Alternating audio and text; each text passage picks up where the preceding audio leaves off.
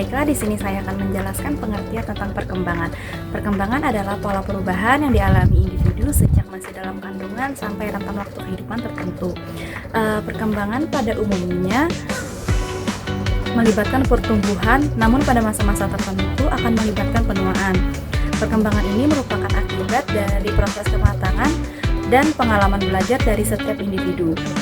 Perkembangan sangat erat hubungannya dengan tempo dan irama. Hal itu menjadi satu kesatuan di dalamnya, dan individu itu mengalami perkembangan bisa ditandai dengan ciri-ciri tertentu.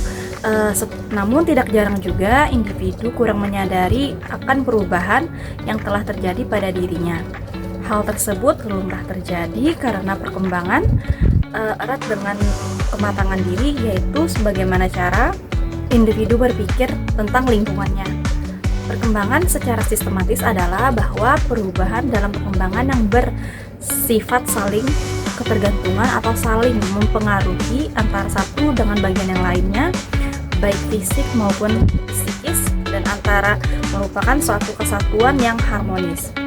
Adapun ciri-ciri perkembangan yaitu sebagai berikut. Yang pertama adalah terjadinya perubahan dalam aspek fisik, seperti perubahan berat badan dan organ-organ tubuh, dan aspek psikisnya yaitu seperti kematangan dan kemampuan berpikir, mengingat dan berkreasi. Yang kedua adalah terjadinya perubahan dalam proporsi aspek fisik. Proporsi tubuh anak berubah sesuai dengan fase perkembangan dari aspek psikis, perubahan imajinatif dan fantasi. Dan yang ketiga adalah lenyapnya tanda-tanda lama. Tanda-tanda fisik seperti lenyamnya kelenjar timus atau kelenjar anak-anak yang seiring bertambahnya usia. Sedangkan aspek psikisnya adalah lenyapnya gerak-gerik anak-anak dan perilaku impulsif. Sedangkan yang keempat adalah diperolehnya dengan tanda-tanda yang baru, seperti tanda-tanda fisik, pergantian gigi, karakter, dan tanda-tanda psikisnya yaitu perkembangan rasa ingin tahu tentang pengetahuan, moral, interaksi dengan lawan jenis, dan lain sebagainya. Baiklah, saya akan membahas bagian B, fase perkembangan bayi. Tahapan tugas perkembangan bayi berada pada tahap sensoris motor. Tahapan ini diperkirakan pada usia 2 tahun. Pencapaian utamanya adalah melalui pembentukan konsep dan kemajuan bertahap dan berperilaku refleks. Sementara itu, ada beberapa faktor yang mempengaruhi tugas perkembangan, antara lain perkembangan fisik dan kekuatan energi, kecerdasan, kemudian kesempatan untuk belajar. Beberapa tugas perkembangan masa bayi, yang pertama adalah belajar makan makanan padat, yang kedua belajar berjalan dan berbicara, ketiga belajar menguasai pencernaannya. Pertama, perkembangan fisik. Pada masa bayi, perkembangan fisik dapat diamati dengan jelas dalam waktu 6 bulan. Pertumbuhannya terus-menerus tumbuh begitu cepat. Tahun pertama, kenaikan lebih ke berat dan tinggi badan. Selama 6 bulan pertama, peningkatan terus meningkat secepat selama periode prenatal. Setelah itu melalui penurunan. Di tahun pertama, pertumbuhan berat badan menjadi lebih besar. Pada tahun kedua, sebaiknya yaitu menurun dengan cepat. Meskipun sampai keseluruhan perbaikan dan peningkatan adalah sama untuk semua bayi, ada variasi dalam puncak. Puncaknya yaitu berat badan, bakat sensorik, dan area peningkatan tubuh yang berbeda. Sampel pertambahan berat badan balita pria dan wanita adalah sama, namun ada perbedaan yang mencolok antara berat badan dan tinggi badan berdasarkan kelompok hubungan, ras, dan tingkat ekonomi. Kedua, pengembangan intelektual. Pengembangan kognitif merupakan pemikiran logis dari masa bayi hingga dewasa. Dalam perkembangan kognitif, anak mulai mengembangkan otak, pemikiran, pembelajaran, dan kemampuan memorinya.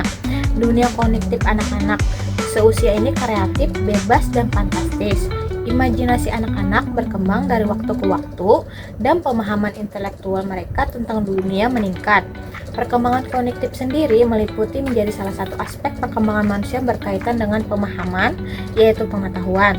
Perkembangan kognitif ini dapat diartikan sebagai bentuk kemampuan mengembangkan imitasi, memori, dan pemikiran, memahami ketajaman suatu objek, dan perpindahan dari kegiatan refleksi kegiatan yang mengarah pada tujuan.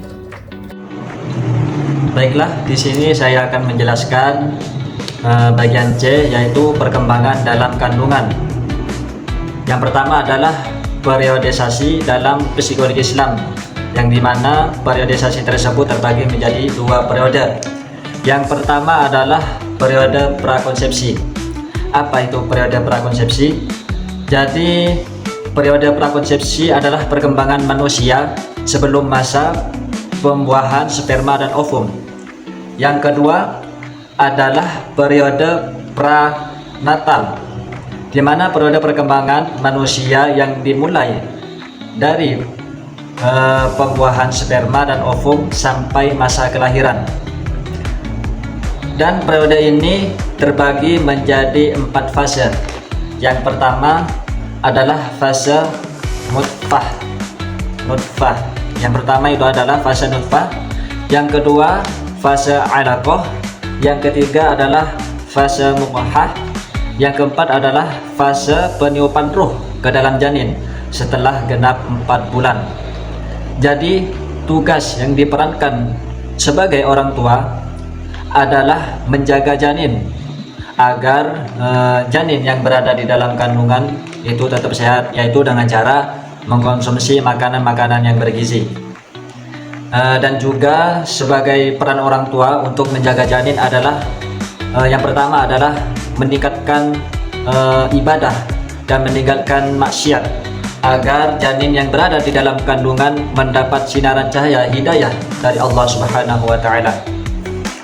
Yang kedua adalah periode atau tahapan infansi, yaitu dari lahir sampai usia 2 bulan. Di mana periode ini merupakan periode pertama perkembangan. Periode ini adalah periode penyesuaian diri, di mana bayi harus menyesuaikan dirinya terhadap kehidupan baru di luar rahim ibunya, di mana bayi hidup selama 9 bulan.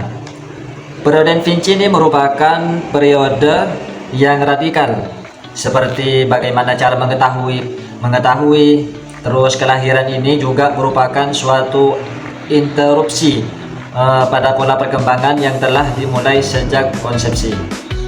Jadi periode tahapan bayi 2 minggu sampai 2 tahun ini merupakan mengalami pertumbuhan dan pengalaman fisik dan psikologi yang cepat. Hal mana menyebabkan suatu perubahan tidak hanya meliputi penampilan, tetapi juga kemampuan yang dimilikinya seorang bayi.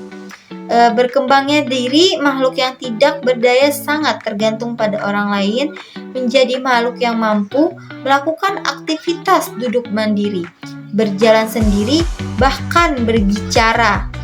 Periode bayi ini merupakan usia dimulainya melepaskan diri dari ketergantungan kepada orang lain.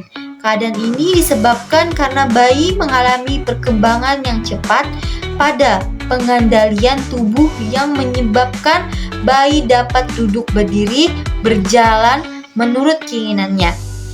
Pengurangan ketergantungan ini pun meningkat sehubungan dengan dimilikinya kemampuan untuk mengomunikasikan kebutuhannya atau keinginannya kepada orang lain tersebut. Terus periode bayi ini merupakan dasar periode bayi dari suatu kehidupan, karena saat ini dasar-dasar pola tingkah laku dalam menghadapi diri sendiri maupun lingkungan luar serta pola-pola reaksi emosional mulai terbentuk.